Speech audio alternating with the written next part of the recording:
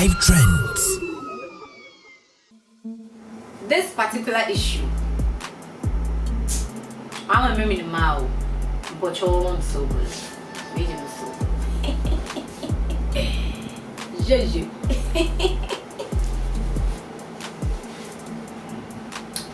For those of you that can't see, there is red soul in my cap, but you can't see. Anyway, I had to take a sip before I talk.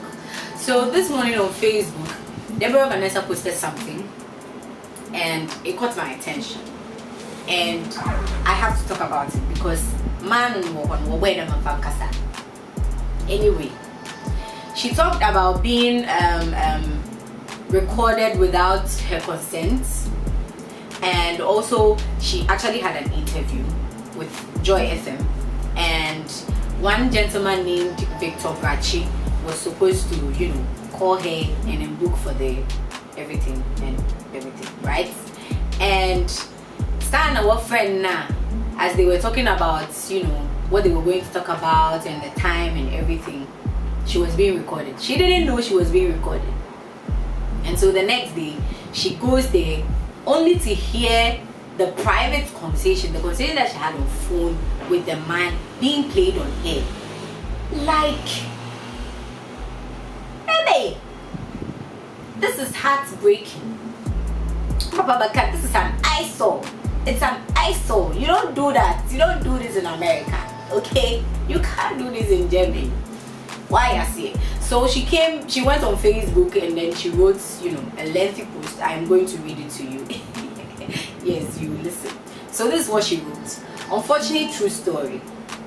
Yesterday, I was called by a gentleman named B0re of JoyFM, inviting me to their studios for a discussion on cyberbullying this morning.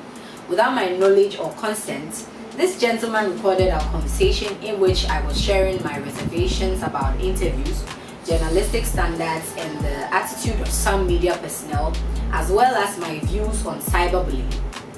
I eventually agreed to the interview, only to turn up at their studios this morning to hear an edited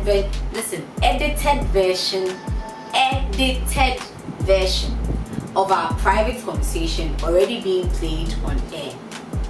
I want to go there, like, if it be you, like, it go be you, you'll be happy. You still go and sit there and then talk about it.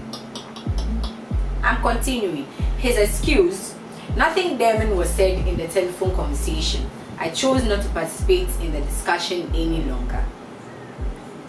This is the interesting part. Listen, the GJA's code of ethics include the following: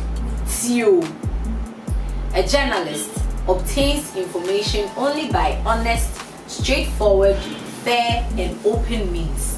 It means you can't record somebody on phone without telling them. That is what it means. Another one: respect the individual's rights to privacy and human dignity. Journalists are open demand, and then you'll be asking questions for the person to go and say something, and then you go and add your own to it, and you go and post, and oh. So she continues.